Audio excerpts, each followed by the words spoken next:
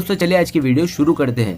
दोस्तों वीडियो शुरू करने से पहले मैं आपको एक बात बता दूं कि आपने अभी तक हमारे इस चैनल को सब्सक्राइब नहीं किया हो तो नीचे पर आपको ग्रीन बटन में सब्सक्राइब करके लिखा रहा होगा, इसके ऊपर क्लिक कर लीजिए और साइड में नोटिफिकेशन बेल भी आएगा, उसको भी क्लिक कर लें ताकि आपको मिल सके हमारे अगले वीडियो की नोटिफिकेशन सबसे पहले और आप कुछ नया सीख सके। સૌરાષ્ટ્રની એકમાત્ર સ્કૂલ જ્યાં ટ્રસ્ટી તથા સંચાલકો ડોક્ટર, એન્જિનિયર તથા શિક્ષકો છે એવી Kanabar school of science and commerce. કાર્યક્ષેત્ર ધોરણ 5 થી 10, 11-12 સાયન્સ એન્ડ કોમર્સ. દીકરાઓ અને દીકરીઓ માટેના ઉજ્જવળ ભવિષ્ય માટે વાલીઓની પહેલી પસંદગી Kanabar school of science and commerce. અહીં છે શ્રેષ્ઠ શિક્ષકો દ્વારા મર્યાદિત સંખ્યામાં વિદ્યાર્થીઓ માટે ભણતર, અલગ અલગ સાયન્સ લેબ, કોમ્પ્યુટર લેબ, દીકરાઓ તથા દીકરીઓ માટે અલગ અલગ હોસ્ટેલ સાથે શુદ્ધ સાત્વિક ભોજનની વ્યવસ્થા, ટ્રાન્સપોર્ટેશનની સુવિધા. જી તેમજ નીટની તૈયારી સ્કૂલમાં જ. તો આથી વિશેષ આપ આપના બાળક માટે શું ઈચ્છો તો આજે જ એડમિશન માટે સંપર્ક કરો.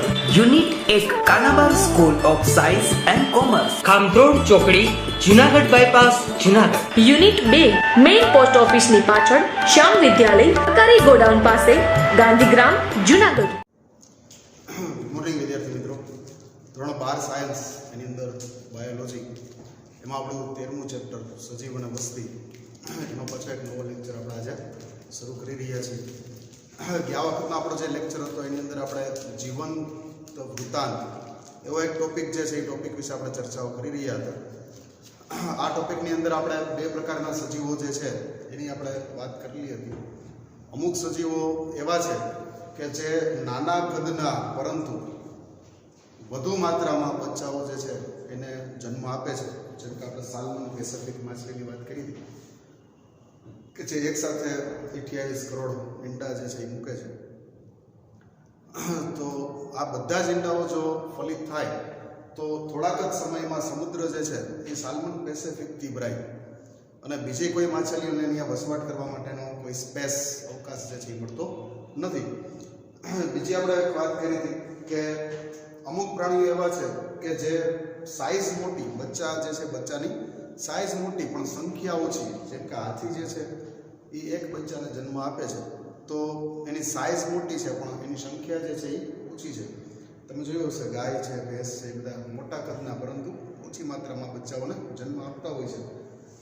અને આપણે જે લેક્ચરની અંદર જે આપણો ટોપિક હતો એ ટોપિક કંઈક એવો હતો કે બેમાંથી કઈ પદ્ધતિ સારી, મોટા કદના પરંતુ ઓછી માત્રામાં બચ્ચાઓ વાળી થિયરી જે છે એ સારી છે કે પછી નાની સાઇઝના પણ વધારે ક્વોન્ટિટિવલી વધારે એવા બચ્ચાઓ વાળી થિયરી જે છે એ સારી છે. એના વિશે આપણે ચર્ચા કરતા હતા.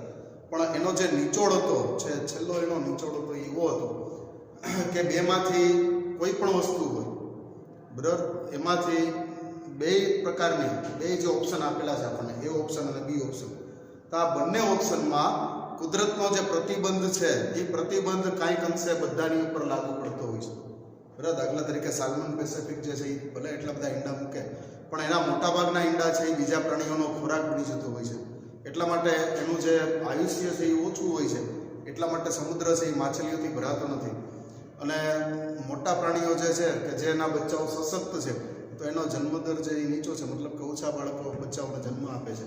એટલે એના કારણે પણ પ્રકૃતિ જે છે એ ભરાઈ જતી નથી. ટૂંકમાં પ્રકૃતિએ એક પ્રતિબંધ તમામ પ્રાણીઓ ઉપર લાદ્યો છે. આ પૃથ્વી જે છે એ તમામ પ્રાણીઓને જીવવા માટે આપી છે પણ સંપીને જીવવાનું છે, એકાબીજાનું પચાવી પાડીને જીવવાનું નથી થતું. દરેકે દરેક પ્રાણી, જેવી રીતે એક વનની અંદર સિંહ જે છે ને આપણે રાજા કહીએ તો હરણો કંઈ દુઃખી થઈને રહેતા નથી બરાબર. સિંહ ભલે હરણને ખોરાક બનાવે છે પણ આવી સિંહના ત્રાસવાળી પડકારજનક પરિસ્થિતિમાં પણ હરણ છે, સસલાઓ છે, એની આ રહે છે અને પ્રજનન પણ કરે છે અને પોતાનું અસ્તિત્વ વર્ષોથી એને ટકાવી રાખ્યું છે. તો એ કુદરતના એક પ્રતિબંધના કારણે બરાબર સિંહની સંખ્યા જે છે એના ઉપર પણ કંટ્રોલ છે, કારણ કે એની ઉંમર છે એ 17 વર્ષની ઉંમર છે. 17 વર્ષ પછી ગમે એવો સિંહ હોય પણ વૃદ્ધ થઈને મરી જાય છે. તો આવી રીતે દરેકે દરેક ઉપર કાંઈક ને કાંઈક કંટ્રોલ જે છે એ કંટ્રોલ પ્રકૃતિએ રાખ્યો છે. અને આ કંટ્રોલના કારણે કોઈ પણ નિવાસ સ્થાનની અંદર કોઈ એક સજીવ જે છે એ ખૂબ પ્રભાવિત થઈ અને અન્ય સજીવોને કોઈ ખાસ પ્રકારની હાનિ પહોંચાડી શકતો નથી. તો આવી રીતનો કુદરતનો જે કંટ્રોલ છે, નિયમ છે, એને આપણે અહીંયા બાયોલોજીની અંદર આપણે શીખતા હોઈએ છીએ. હવે આગળનો આજનો જે આપણો ટોપિક છે, આજનો જે મુદ્દો છે, એ મુદ્દાની આપણે વાત આગળ વધારીએ. આજના ટોપિકની અંદર વસ્તી આંતરક્રિયા, આજનો જે ટોપિક છે એનું નામ છે વસ્તીની આંતરક્રિયા. વસ્તીની અંદર જે સજીવો છે એ સજીવો એકબીજાની સાથે શું આંતરક્રિયા કરતા હોય છે. બરાબર, અલગ અલગ વસ્તી, એક પ્રકારની વસ્તી અને બીજા પ્રકારની વસ્તી, આ બે પ્રકારની વસ્તી એકબીજાની સાથે શું ઇન્ટરરિએક્શન, બરાબર, ઇન્ટરેક્શન જે કરે છે એને આપણે અહીંયા શીખવાની છે. પોપ્યુલેશન ઇન્ટરેક્શન જે છે એ આપણા મુદ્દાનું નામ છે.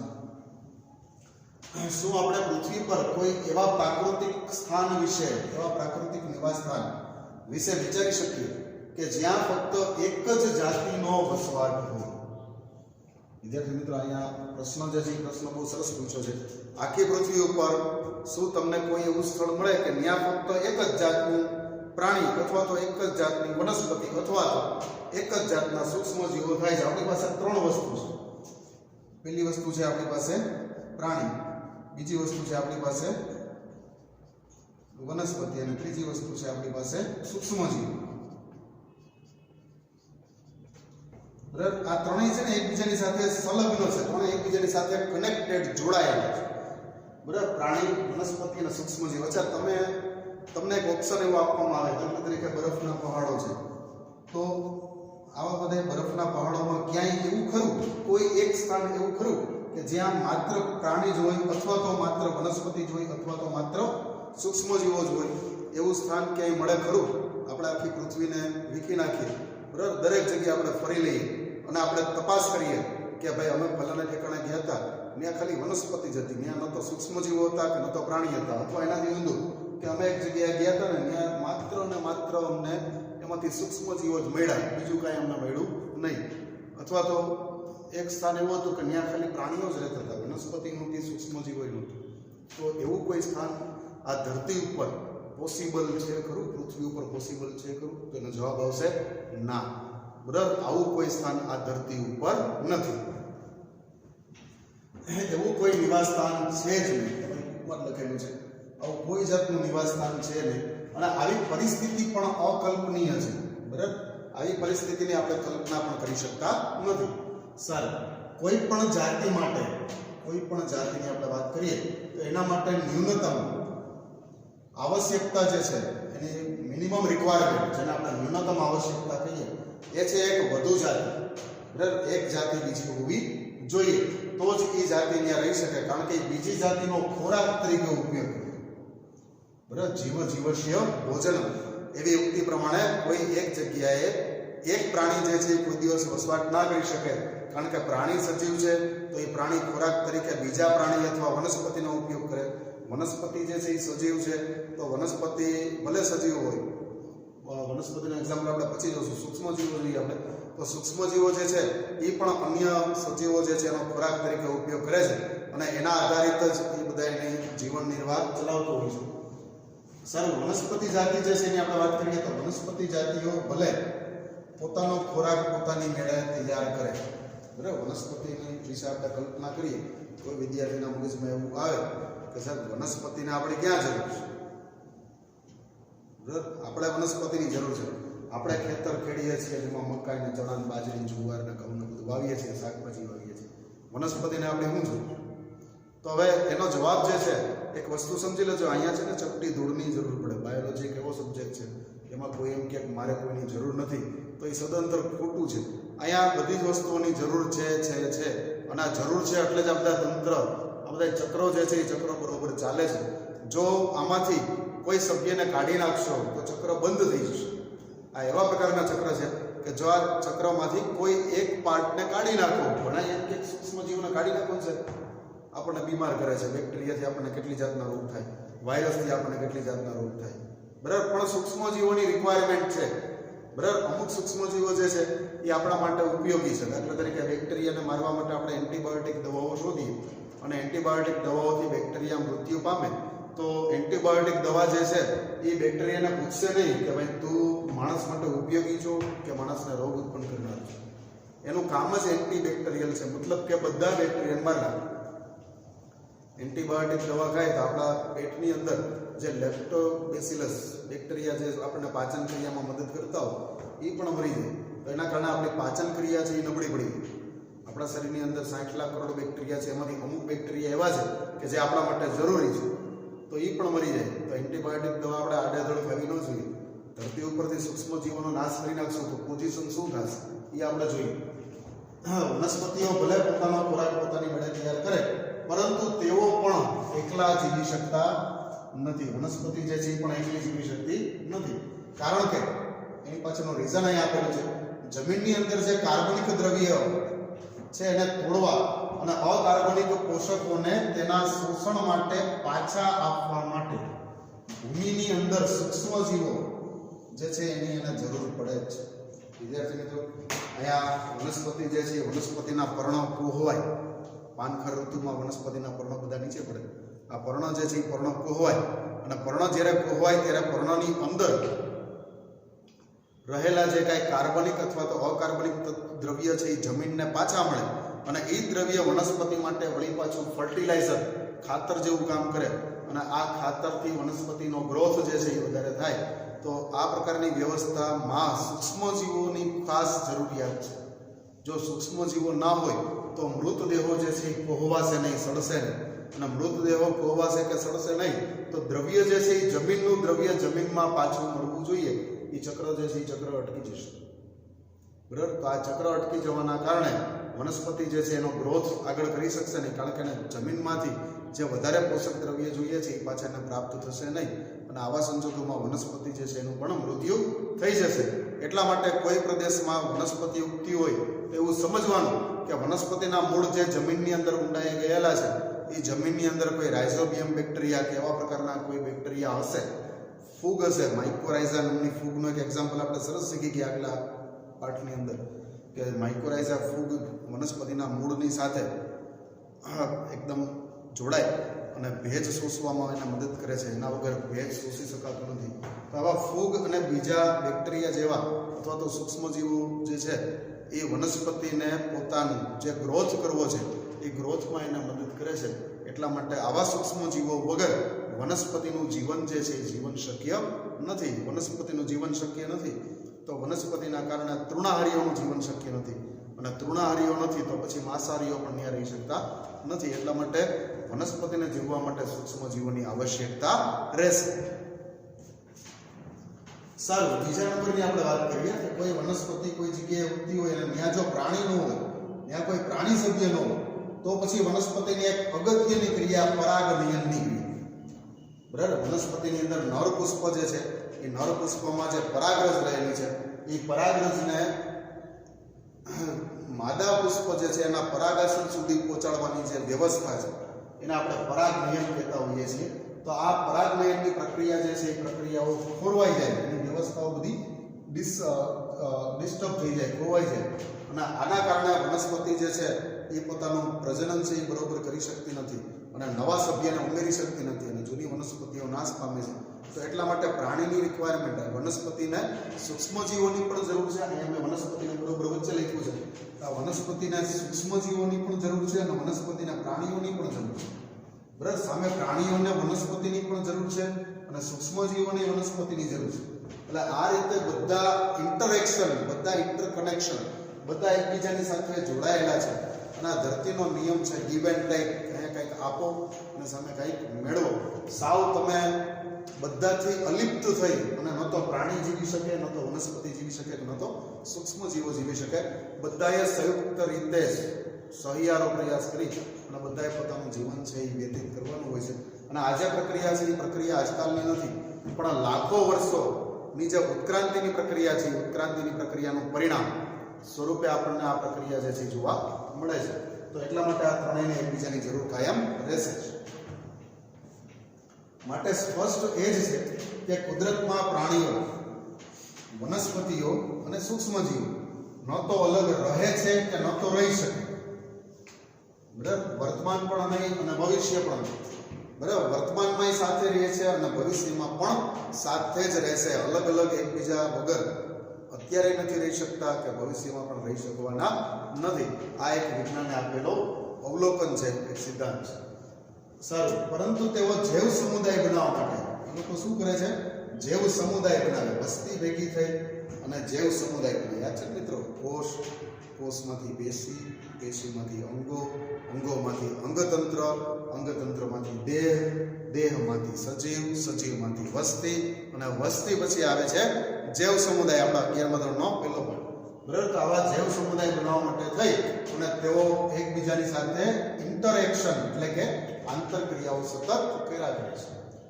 ન્યૂનતમ સમુદાયોમાં એટલે કે મિનિમમ સમુદાયોમાં પણ ઘણા પરસ્પર અસર કરતા જોડાણ, એકબીજા ઉપર ઇફેક્ટ આપનારા જોડાણ જેવી કે સંલગ્નતા કે અનુબદ્ધતા તો હોય જ છે. બરાબર? અમુક જગ્યાએ એવું હોય, દાખલા તરીકે તમે બર્ફીલા પહાડોમાં જાઓ, બરાબર, જે એન્ટાર્કટિકા ખંડ છે, તો ત્યાં તમને બરફના પહાડો જ દેખાય, બરફનું રણનું એટલે બરફનું તોફાન આવતું હોય ને એવું બધું તમને દેખાય. અથવા રેગિસ્તાનમાં જાઓ તો રેતીના ઢગલા જ દેખાય, તો ત્યાં બેઠા બેઠા તમે વિચાર કરો છો કે શું અહીં કોઈ રહેતું હશે? બરાબર? પણ તમારી આજુબાજુ ભલે 1 કિલોમીટરમાં કાંઈ દેખાતું ન હોય, પણ તમે એમાં થોડો ઊંડો અભ્યાસ કરો તો ત્યાં પણ તમને ઘણા સજીવો, ઘણા સૂક્ષ્મજીવો, ઘણી વનસ્પતિઓ જે છે જોવા મળે છે. 25 ડિસેમ્બર હમણાં ગઈ તો જે એની અંદર પેલી સ્લેજ ગાડી છે, બરફનો પહાડ, એમાં સ્લેજ ગાડી અને એમાં જર્મન શેફર્ડ કૂતરાઓ વડે ગાડી ચલાવવામાં આવે છે. પછી ક્રિસમસ ટ્રી, નાતાલ વૃક્ષ. બરાબર? તો એ બધા એક્ઝામ્પલ શું છે કે સાવ ઓછી વસ્તુ છે, વસ્તી જ્યાં સાવ ઓછી છે ત્યાં એકલો સજીવ કોઈ નથી, ત્યાં જૈવ સમુદાય છે. બરાબર? જ્યાં ક્રિસમસ ટ્રી જે છે એ વનસ્પતિનું તમને ઉદાહરણ પૂરું પાડે છે, કૂતરા અને માણસ જે છે એ તમને ત્યાં પ્રાણીઓનું ઉદાહરણ પૂરું પાડે છે. અને આ બધા સૂક્ષ્મજીવોની મદદથી જ પોતાની બધી ક્રિયાઓ જે છે એ પૂર્ણ કરે છે. એટલે આ વસ્તુ તમને બર્ફીલા પહાડમાં પણ જોવા મળે અને રેગિસ્તાનની અંદર રણ પ્રદેશ છે એની અંદર પણ આ ત્રણેયની અસ્તિત્વ જે છે એ તમને જોવા મળતું હોય છે. આમ છતાં ઘણા જોડાણ જે છે એને આપણે સહેલાઈથી જોઈ શકતા નથી. બરાબર? દાખલા તરીકે કોઈ માઉન્ટ એવરેસ્ટ ચડવા ગયો હોય તો એને અમુક સમયે નકરા બરફના પહાડો જ દેખાય. પછી કોઈ સહારાના રણમાં મુસાફરી કરવા ગયો હોય તો એને આમ જ્યાં સુધી એની નજર પહોંચે ત્યાં સુધી નકરા રેતીના ઢગલા જ દેખાય. પણ એમાં જો ઊંડો ઉતરે તો એમાં એને ઘણું બધું દેખાઈ શકે છે. બરાબર? બાયોલોજી ભણ્યા પછી તમને ખબર પડે છે કે સૂક્ષ્મજીવો જે છે એ સૂક્ષ્મજીવોની વનસ્પતિને પણ જરૂર છે અને મનુષ્યને પણ જરૂર છે. બાકી જ્યાં સુધી તમે બાયોલોજીના ભણ્યા નહોતા, ચિત્ર ભણ્યા નહોતા, ત્યાં સુધી તમને એવું લાગતું હતું કે સૂક્ષ્મજીવોના કારણે અમારા પાકમાં અમે કપાસ વાવ્યો હોય તો એમાં તકલીફ થાય છે, મગફળી વાવી હોય તેમાં મુંડા આવી જાય છે, આમ થાય છે, તેમ થાય છે. અને ઘણા માણસોએ તો, ઘણા બાળકોએ, તમારા જેવા બાળકોએ તો મને એવા સવાલ પૂછ્યા છે કે સાહેબ આપણે એવી દવા ન બનાવી શકીએ કે એ એકવાર છાંટી દે એટલે ખેતરમાં કોઈ જાતનો સૂક્ષ્મજીવ આવે જ નહીં. મેં કીધું આવે બને, એવી દવા બની શકે, પણ તકલીફ એ થશે કે તારા ખેતરમાં પછી કાંઈ ઉગશે પણ, કારણ કે એ પ્રકારની દવા જો આપણે વાપરીશું તો જમીનમાં રહેલા સૂક્ષ્મજીવો, તમામ પ્રકારના સૂક્ષ્મજીવો નાશ પામશે. બરાબર? જેથી છોડમાં રોગ ઉત્પન્ન કરનારા તો મરી જશે, પણ સાથે સાથે વનસ્પતિ માટે જરૂરી છે એવા સૂક્ષ્મજીવો પણ નાશ પામશે અને એના કારણે પછી ખેતર જે છે એ બંજર થઈ જશે. તને મંજૂર હોય તો એવી દવાઓ બનાવી. બરાબર? તો એને લાઇટ થઈ કે ના, બરોબર છે. બરાબર? તો અહીંયા સૂક્ષ્મજીવો જે છે એ વનસ્પતિ માટે, પ્રાણીઓ માટે જરૂરી છે. આપણે પણ એના માટે જરૂરી છીએ, કારણ કે આપણે એના હોસ્ટ એટલે કે યજમાન છીએ. એ લોકો આપણા મહેમાન છે, આપણી પાસેથી પોષણ મેળવે છે, બદલામાં આપણને કંઈક ફાયદો કરે છે. અમુક નથી કરતા અને અમુક જે છે એ આપણને ફાયદો કરે છે. તો આ પ્રકારની આખી વસ્તુ છે. હવે આની આગળનો પોઈન્ટ જે છે, આગળનો પોઈન્ટ જોઈએ. તમે બોર્ડ ઉપર અહીંયા જે મુદ્દાઓ લખ્યા છે એ મુદ્દાને વ્યવસ્થિત રીતે તમારી નોટમાં લખી લેજો.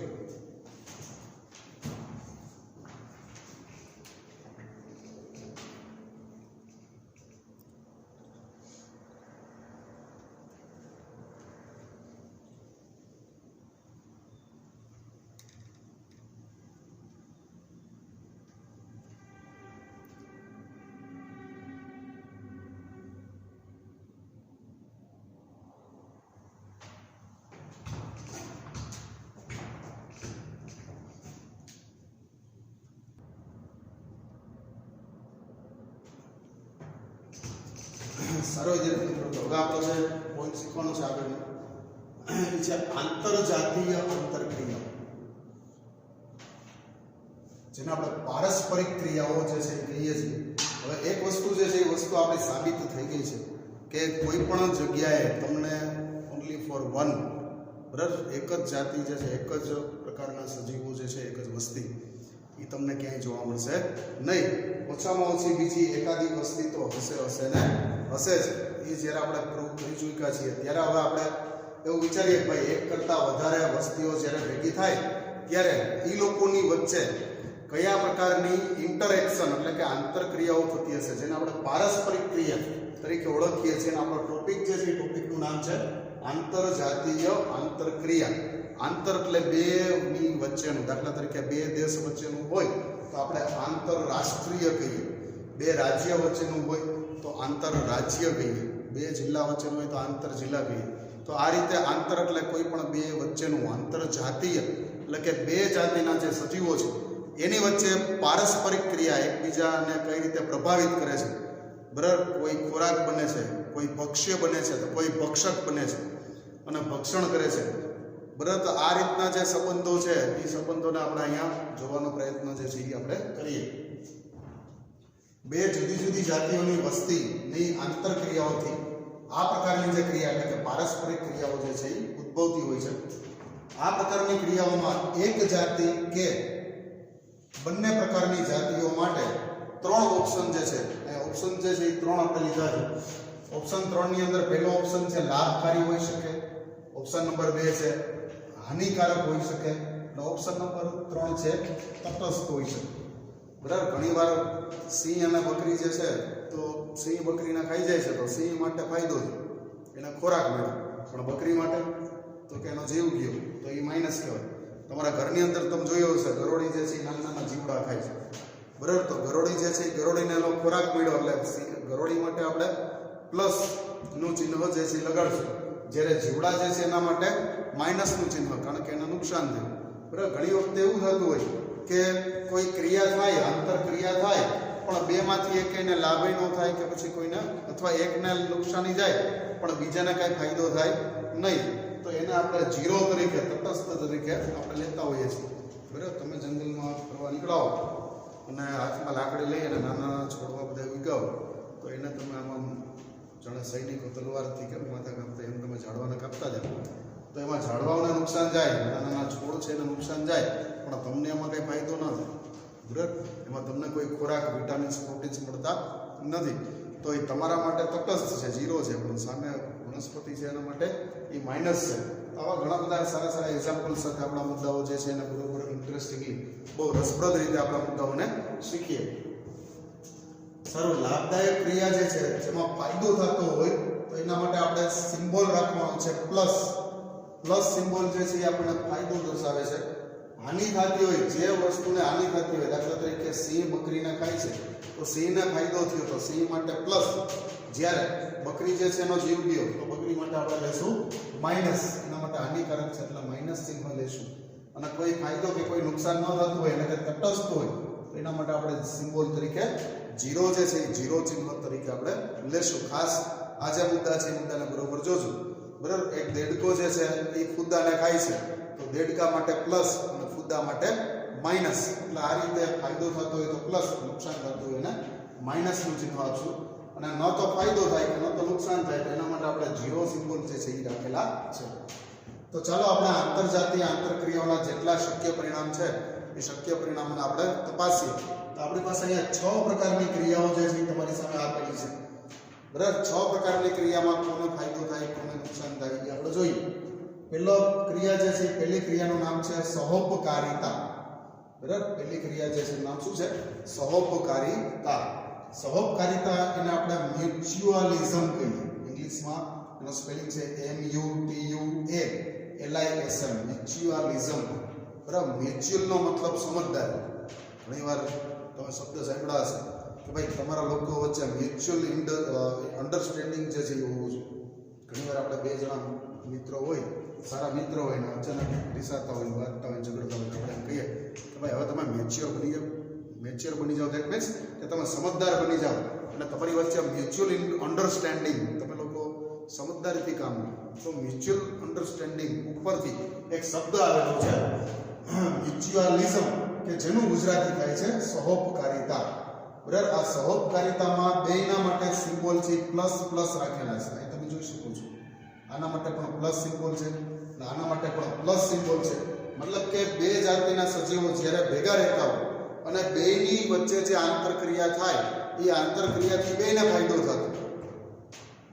તો આવા પ્રકારની જે આંતરક્રિયા જે છે જેને આપણે પારસ્પરિક ક્રિયા કહીએ છીએ એ પારસ્પરિક ક્રિયાનું નામ છે સહોપકારિતા. બેને ફાયદો થાય, બેમાંથી કોઈને નુકસાન જાય નહીં. તો એવા પ્રકારની જે વ્યવસ્થા છે એનું નામ છે સહોપકારિતા. એના પછી બીજા નંબરની આવે છે સ્પર્ધા, કોમ્પિટિશન. સ્પર્ધા જે છે એને કોમ્પિટિશન કહેવાય. કોમ્પિટિશનમાં છે ને ભાઈ નુકસાની જોઈએ, હંમેશા યાદ રાખજો. કોમ્પિટિશન જે છે એ કોમ્પિટિશનમાં અહીંયા તમે જે સ્કૂલ લેવલે કોમ્પિટિશનનો જે અર્થ લઈને બેઠા છો એ નથી, બરાબર. તમે ઘણા છોકરાઓના મગજમાં લાઈટ થઈ જ હોય, મને ખબર જ હોય કે ઘણા એમ વિચારે કે ભાઈ એક ઇનામ લેવા માટે થઈને બે છોકરાઓ વચ્ચે કોમ્પિટિશન થાય તો એકને મળે ઇનામ, બીજાને ન મળે. તો એમાં શું બેને નુકસાનીની ક્યાં વાત આવે? તમે સિમ્બોલ તો બે માઇનસ લઈ. તો કોમ્પિટિશન જે છે એ કોમ્પિટિશનની વાત એવી કરું છું કે એના માટે એક એક્ઝામ્પલ લઈએ. દાખલા તરીકે કે એક હરણ જે છે એ શાંતિથી ઘાસ ચરે છે અને એના માટે થઈને એક બાજુથી અને બીજી બાજુ સામસામા બે સિંહ એના ઉપર એટેક કરે છે, બે કોમ્પિટિશન કરે છે. તો આ બેને ઝઘડતા જોઈને હરણ ભાગી જાય છે. તો ઝઘડો બે વચ્ચે થાય છે પણ ફાયદો બેમાંથી એક એને મળતો નથી. એટલે હરણ જે છે એનો ખોરાક જે છે ત્યાંથી જતું રહે છે. તો આવી રીતે બે સિંહને અથવા તો એક સિંહ કે એક દીપડો સામસામા ખોરાક માટે તેને સંઘર્ષ કરે તો આનો લાભ જે છે એના ખોરાકને મળે છે અને ખોરાક જતો રહે છે. પણ આને સિંહને કે દીપડાને બેને જાતિ એ તરીકે સિંહ લે, બી તરીકે દીપડો લે તો એ બેને કોઈ ફાયદો થતો નથી. એ બેને હંમેશા નુકસાની જાય છે. એવા અર્થમાં આપણે અહીંયા સ્પર્ધા, કોમ્પિટિશન જે છે એ લેવાનું છે. એના પછીનો જે ત્રીજો મુદ્દો છે પરભક્ષણ, જેને પ્રિડેશન કહેવામાં આવે. પ્રિડેટર એટલે પરભક્ષણ કરનાર. એક ઇંગ્લિશ મૂવી બહુ શું છે, આર્નોલ્ડ શ્વાર્ઝેનેગર. પ્રિડેટર મતલબ કે બીજાને ખાનારો, પરભક્ષણ કરનારો, બરાબર. તો પરભક્ષણ જે છે એ પરભક્ષણ કરનારા સિંહ છે, વાઘ છે, દીપડા છે, ચિત્તા છે, જરખ છે, શિયાળ છે, આ બધા પરભક્ષણ કરનારી એ જાતિ છે. એને આપણે જાતિ એ માનીશું. એમાં એને ફાયદો થશે પણ એનો ખોરાક બનનાર છે સિંહ, જે હરણ છે, સસલા છે, બરાબર, ઉંદર છે, તો એ બધા એનો ખોરાક બની જાય છે. તો એને આપણે બી જાતિ લઈએ એટલે એને નુકસાન થાય. એક સાપ જે છે એ ઉંદરને ખાય છે તો અહીંયા સાપને તમે એ પ્રક્રિયાને પરભક્ષણની પ્રક્રિયા કહીએ. સાપ જ્યારે ઉંદરને ખાય તો એ પ્રક્રિયાને આપણે શું કહીએ? પરભક્ષણ કહીએ. એમાં જાતિ એ તરીકે આપણે સાપ લઈએ તો સાપને ખોરાક મળ્યો એટલે એના માટે આપણે પ્લસ લઈએ. અને જાતિ બી તરીકે આપણે દાખલા તરીકે ઉંદર લઈએ તો ઉંદરને નુકસાની ગઈ એટલે એના માટે આપણે સિમ્બોલ રાખ્યો છે માઇનસ. પરોપજીવન, જેને આપણે પેરાસાઇટિઝમ કહીએ. ચોથા નંબરમાં પરોપજીવન. પરોપજીવન એટલે પેરાસાઇટિઝમ, પેરાસાઇટ્સ એટલે પરોપજીવી. બરાબર. ઘણીવાર ઘણા વિદ્યાર્થીઓને મેં રૂબરૂમાં પણ કીધેલું છે, એનો ચહેરો છે એનું કહી દઉં કે આના પેટમાં કૃમિ છે. કારણ કે ઓલા જે વ્હાઇટ પ્રકારના પેચીસ ચહેરા ઉપર દેખાય તો આપણને ખ્યાલ આવી જાય કે આના પેટમાં કૃમિ છે. બરાબર. કૃમિ જે છે એ આપણા શરીરની અંદર રહે છે. આપણે શરીરને કોઈ જાતનો ફાયદો કરતા નથી. ઉલટાનું આપણે જે કાંઈ આપણું પાચન તંત્ર જે છે એ પાચન તંત્ર જે કાંઈ ખોરાક, જટિલ ખોરાકને સરળ ખોરાક સ્વરૂપમાં ફેરવે, જેમ કે સ્ટાર્ચ જે છે એ સ્ટાર્ચનું રૂપાંતર ગ્લુકોઝમાં કરે, પછી પ્રોટીન જે છે એમાંથી એમિનો એસિડ્સ બનાવે, અને ફેટ એટલે કે ચરબી જે છે એ ચરબીમાંથી ફેટી એસિડ અને ગ્લાયકોજન જે છે એ બનાવે છે. તો આ બધા જે રો મટીરિયલ જે છે એનો ઉપયોગ કરી અને એ માત્ર પોતાનું જ ફાયદો કરે છે, બદલામાં આપણને કોઈ જાતનો બેનિફિટ જે છે એ પેરાસાઇટ આપણને કૃમિઓ જે છે એ કરતા નથી. તો પેરાસાઇટિકમાં શું થાય છે તો કે એક જાતિ જે છે એ જાતિને ફક્ત લાભ મળ્યા કરે, જ્યારે બીજી જાતિ જે છે એને માત્ર અને માત્ર નુકસાન જે છે એ નુકસાન થયા કરે.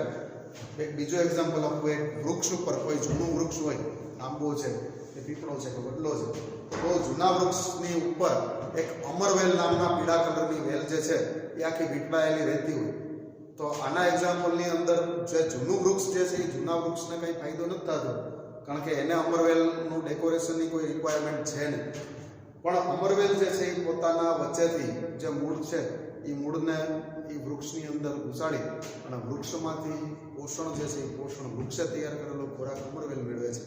એટલે આ રીતે ટૂંકમાં વૃક્ષને કોઈ જાતનો ફાયદો નથી થતો, એટલે એને આપણે બી જાતિ તરીકે માઇનસમાં લઈએ. પણ અમરવેલ જે છે એ પરોપજીવી તરીકે, પેરાસાઇટ તરીકે એને ફાયદો થાય છે, એટલે એને આપણે પ્લસમાં લઈએ છીએ.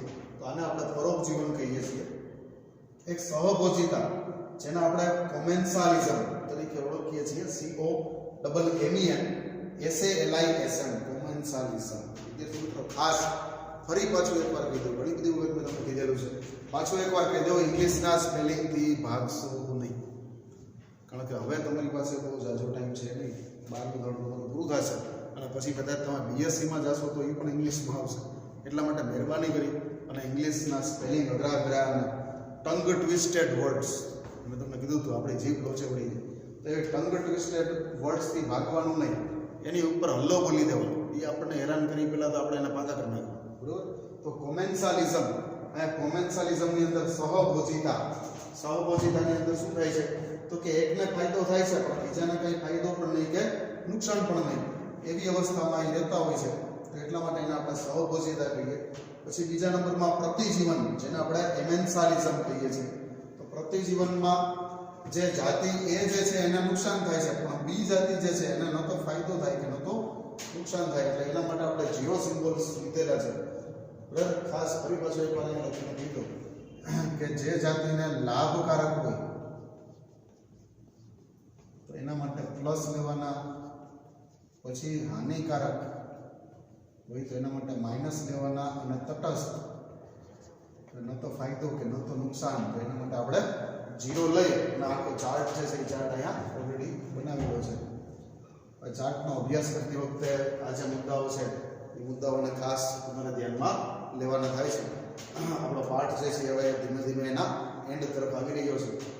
એન્ડની અંદર આપણે આ જે મુદ્દાઓ છે એને આપણે શીખી લઈશું, એટલે આપણો પાઠ ચેપ્ટર જે છે અહીંયા પૂરું થઈ જશે. અને ખાસ પાછી એકવાર એક નાની એવી ટકોર તમને કરી દઉં છું. આ પાઠ જે છે એ આપણો IMP MCQની દૃષ્ટિકોણથી ખૂબ IMP પાઠ છે. MCQ આમાંથી પૂછાશે, જોકે હજી બોર્ડની રિવાઇઝ થયેલી પેપર સ્ટાઇલ આવી નથી. બરાબર. રિવાઇઝ થયેલી પેપર સ્ટાઇલ આવશે ત્યારે શું થવાનું છે, કેમ થવાનું છે, એ બધું ચર્ચા મારી પાસે આવશે અને હું તમારી સાથે શેર કરી દઈશ. પણ જૂની જે પદ્ધતિ હતી એ પ્રમાણે આ પાઠ અને MCQ માટે અગત્યનો ગણાવેલો હતો. અને જ્યારે કોઈ ચેપ્ટર MCQ માટે અગત્યનું હોય ત્યારે એની લાઇન ટુ લાઇન ડિટેલિંગ આપણા માટે ખૂબ જ અગત્યની બની જાય છે, કારણ કે કઈ લાઇનમાંથી MCQ પૂછશે એની કોઈ આપણને ખબર હોતી નથી. બરાબર. પછી તમે મોડર્નમાંથી MCQ પાકા કરો, કુમાર પ્રકાશનમાંથી પાકા કરો, યોગીમાંથી ગમેમાંથી પાકા કરો, પણ આ લોકોનું કંઈ નક્કી નથી આવતું. કોઈ પણ લાઇનમાંથી MCQ બનાવીને પૂછી શકે છે. તો એટલા માટે થઈ અને ખૂબ જ ભારપૂર્વક દરેકે દરેક લાઇન બને ત્યાં સુધી એક પણ શબ્દ ચૂકાય નહીં એ રીતે અહીંયા તમને સમજાવવાનો સતત પ્રયાસ જે છે એ પ્રયાસ હું કરતો રહેતો હોઉં છું. અને તમે પણ મહેરબાની કરી અને લેક્ચર જે છે એ લેક્ચરને બરોબર એટેન્ટિવલી એકદમ તમારું ફૂલ કોન્સન્ટ્રેશન રાખી અને લેક્ચર જુઓ, કે જેથી કરી અને આપણને ખબર નથી કે આમાંથી ઓલું સામેથી કેમ બાણ બધા મારે છે, એમાંથી કયું બાણમાં આપણું નામ લખેલું છે એ આપણને ખબર નથી. તો એની જેમ અહીંયા કયા પ્રકારની લાઇનમાં આપણો MCQ લખેલો છે એ આપણને ખબર નથી, અને જો આપણે ધ્યાન નહીં આપીએ તો એ આપણે ચૂકી જશું અને માર્ક આપણો ઓછો થતો જશે. તો બાયોલોજી સબ્જેક્ટ જે છે એ સબ્જેક્ટ માટે ખૂબ જ એટેન્ટિવલી સ્ટડી તમારે કરવું પડે અને એને એકદમ વ્યવસ્થિત રીતે ધ્યાન દઈને સમજવું પડે.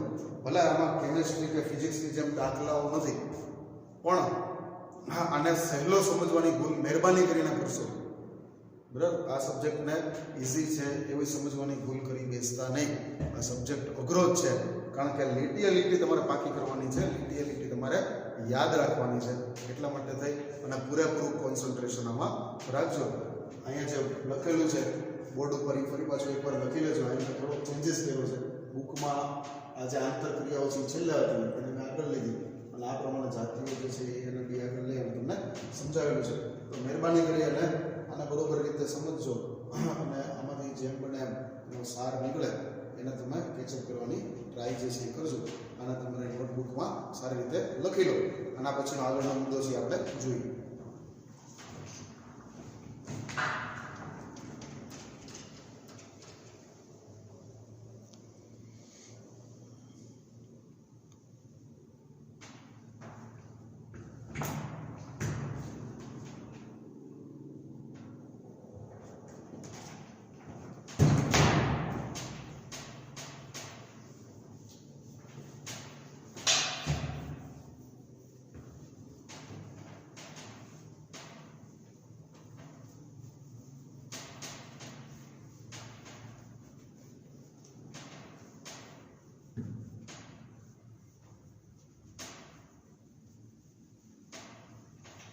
ખાસ મેં જે અંડરલાઈન કરેલા શબ્દ છે એના ઉપર પૂરેપૂરું ફોકસ કરજો. એમાંથી જ એમસીક્યુ જે છે કાં તો એના ઉપરથી બનાવેલા એમસીક્યુ હશે અથવા તો જે અંડરલાઈન કરેલા વર્ડ્સ છે એ જ ખાલી જગ્યા તરીકે પૂછાવો.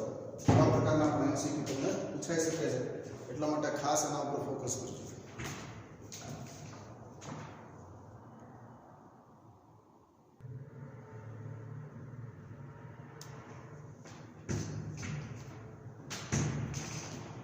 સારો વિદ્યાર્થી મિત્રો, તો અહીંયા આપણે જે ચાર્ટ જોયો એ ચાર્ટ ઉપરથી થોડુંક થિયરિકલી વર્ણન છે એને પણ આપણે જોઈ લઈએ. આંતરજાતીય ક્રિયાઓ એટલે કે પારસ્પરિક ક્રિયાઓની અંદર એકબીજાની સાથે પારસ્પરિક ક્રિયાઓની અંદર સહોપકારિતા, એ પહેલો શબ્દ લીધો છે સહોપકારિતા, જેની અંદર બંને જાતિઓને લાભ જ થાય છે. એટલા માટે અહીંયા સિમ્બોલ જે છે બે માટે પ્લસ પ્લસ, અહીંયા એ માટે પણ પ્લસ અને બી માટે પણ પ્લસ, એવા પ્રકારનો સિમ્બોલ આપણે આગળ જે ચાર્ટ બનાવ્યો હતો એ ચાર્ટની અંદર હતો. સારું, સ્પર્ધા જે છે એ સ્પર્ધાની અંદર બંને જાતિઓને નુકસાન જ થાય છે. તો એના માટે તેને જે સિમ્બોલ રાખેલા હતા એ અને બી, આ બેને માટે માઇનસ માઇનસ એવા સિમ્બોલ જે છે એ સિમ્બોલ વડે આપણે એને દર્શાવેલા હતા. મેં તમને એક્ઝામ્પલ આપ્યું હતું ભાઈ, સિંહ અને દીપડો એ બે માની લ્યો કે, અથવા તો સિંહ અને ઝરખ બે અલગ અલગ જાતિના પ્રાણીઓ છે અને એ દાખલા તરીકે હરણની ઉપર એટેક કરવા માટે સ્પર્ધા કરે તો આમાં હરણ જે છે એ તકનો લાભ લઈને ભાગી છૂટે તો બેને ખોરાક ન મળે. એટલા માટે એ બેને નુકસાની જે છે એ નુકસાની થતી હોય છે. એના પછી આપણે પરોપજીવન અને પરભક્ષણમાં બંનેમાંથી ફક્ત એક જ જાતિને લાભ થાય, જ્યારે બીજી જાતિ જે છે બીજી જાતિને લોસ જાય છે, નુકસાન જાય છે. તો એના માટે આપણે સિમ્બોલ જે રાખ્યા હતા એ અને બી, તો આમાં એ જે છે એને પ્લસ અને બી જે છે એને માઇનસ, એટલે કે એક જાતિને ફાયદો થાય પણ એક જાતિને નુકસાન થાય. પરભક્ષણના એક્ઝામ્પલમાં દેડકો અને ફૂદો, તો દેડકો જાતિ એ લઈએ એને ફાયદો થાય અને ફૂદા જે છે જીવડા એ જાતિ બી લઈએ તો એને નુકસાન થાય. પરોપજીવન જે છે એ પરોપજીવનની અંદર આપણા પેટમાં રહેલા કૃમિ અથવા તો એક વૃક્ષ અને અમરવેલ, તો આની અંદર આપણે એના યજમાન છીએ તો આપણને નુકસાની જાય પણ એને ફાયદો થાય. એટલે પરોપજીવીઓ પેરાસાઇટને ફાયદો થાય પણ એ પેરાસાઇટ જે યજમાન ઉપર જીવતા હોય યજમાન માટે માઇનસની નિશાની જે છે એ વપરાય છે કારણ કે એને નુકસાન થાય. પરોપજીવન ગુજારતા જે સજીવો છે એને આપણે પરોપજીવી તરીકે ઓળખીએ અને પરભક્ષણ કરનાર સજીવો જે છે એને આપણે પરભક્ષી તરીકે ઓળખીએ છીએ. તથા આ પારસ્પરિક ક્રિયા અન્ય જાતિ માટે નુકસાન કરતા હોય છે. મતલબ કે પરોપજીવી અને પરભક્ષીનો ફાયદો, પરોપજીવી માટે પ્લસ, પરભક્ષી માટે પ્લસ, પણ બીજી જાતિ કે જેના પર પરોપજીવન ગુજારે છે અથવા તો જેનું પરભક્ષણ કરે છે એના માટે સિમ્બોલ જે છે એ માઇનસ ના થશે. એટલે આની અંદર આપણે જે સિમ્બોલ રાખેલા છે કે એ માટે પ્લસ અને બી માટે માઇનસ એ યથાર્થ છે. ત્યાર પછી આપણે આવી જ પારસ્પરિક ક્રિયા કે જ્યાં એક જાતિને લાભ થાય પણ અન્ય જાતિ જે છે એને ન તો કોઈ જાતનો લાભ થાય કે ન તો કોઈ જાતનું નુકસાન થાય, તો એને આપણે સહભોજિતા તરીકે એને આપણે ઓળખીએ છીએ. સહભોજિતામાં દાખલા તરીકે એ જાતિ છે એને ફાયદો થાય એટલે એ માટે થઈને આપણે પ્લસ લખીએ, પણ બી જાતિ જે છે એને ન તો ફાયદો ન તો નુકસાન, એના માટે આપણે લખીએ છીએ 0.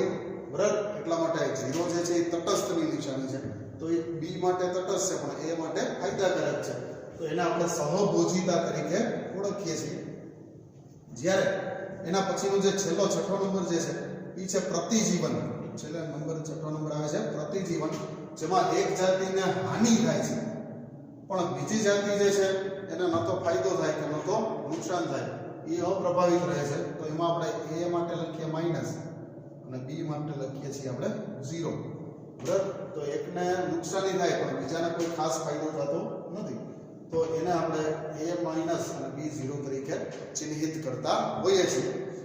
સારું, હવે અહીંયા અગત્યનો જે મુદ્દો છે, ખાસ અગત્યનો, આમાંથી એમસીક્યુ પૂછી શકાય એમ છે, પરભક્ષણ, પરોપજીવન અને સહભોજન. આ ત્રણેય વસ્તુની આપણે વાત કરી. પરભક્ષણ, પરભક્ષણ, પછી આ પરોપજીવન અને આ સહભોજિતા. અહીં મને સ્ટાર વડે દર્શાવું છું, પરોપજીવન, પરભક્ષણ અને સહભોજિતા. આ ત્રણેયની અંદર આ ત્રણ મુદ્દા જે છે આ ત્રણેય મુદ્દાની અંદર ફિઝિકલી ટચ જે છે એ જરૂરી છે.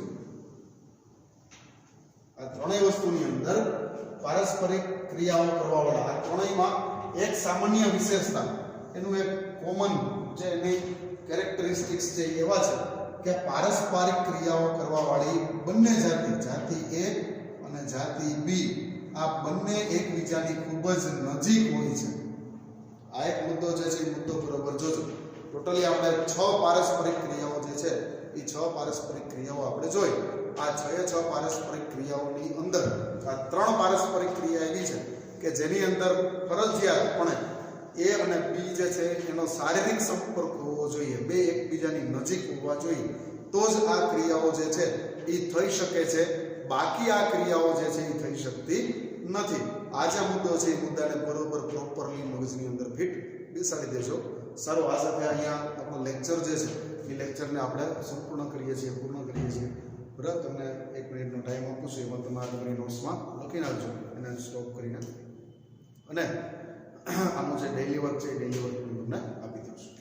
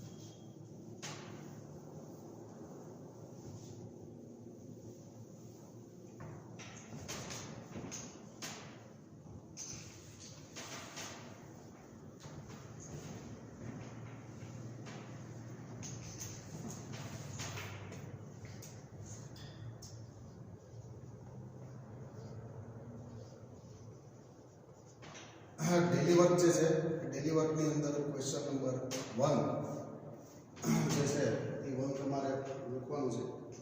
પારસ્પરિક ક્રિયા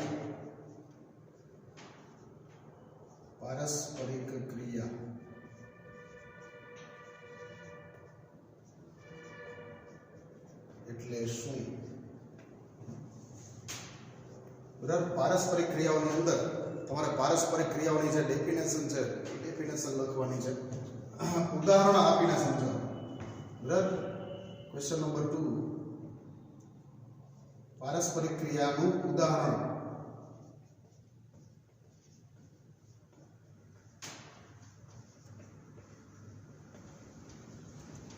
યોગ્ય ઉદાહરણ.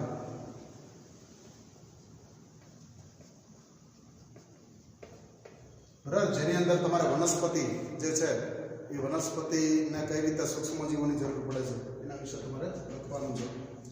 ક્વેશ્ચન નંબર 3 જે છે એ પારસ્પરિક ક્રિયા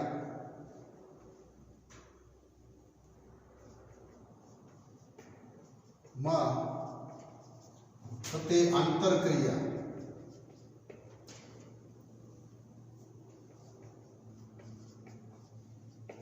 ઓનો ચાર્ટ દોરો.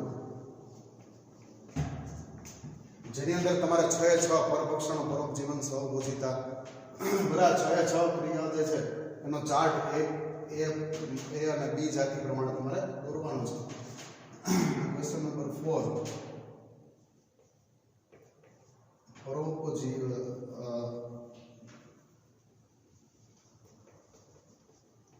આંતરજાતીય આંતરક્રિયાઓ સમજાવું, જેની અંદર છેલ્લે હમણાં થોડાક જ આગળ થોડી વાર પહેલા જ જે તમને અલગ અલગ ડેફિનેશન્સ બધી અહીં લખેલી હતી એ લખાણ જે છે એ તમારે લખવાનું છે. આ 4 ક્વેશ્ચન જે છે એ ક્વેશ્ચન તમારા આજના ડેઈલી વર્કમાં આપેલા છે. મિત્રો, આ સાથે આપણો સમય અહીંયા લેક્ચરનો સમય જે છે એ પૂરો થાય છે. ફરી પાછા નેક્સ્ટ લેક્ચરમાં આપણે ફરી પાછા મળીશું અને આ બધા વિશે જે આપણે અહીંયા જોઈ ગયા પરોપક્ષણ અને પરોપજીવનના સહભોજિતા એના વિશે આપણે ડિટેલમાં માહિતી મેળવી અને આપણો નવો લેક્ચર જે છે એ સ્ટાર્ટ કરીશું. સારું, ત્યાં સુધી ફરી મળશું. ત્યાં સુધી અમને રજા આપજો. આવજો. Thank you very much.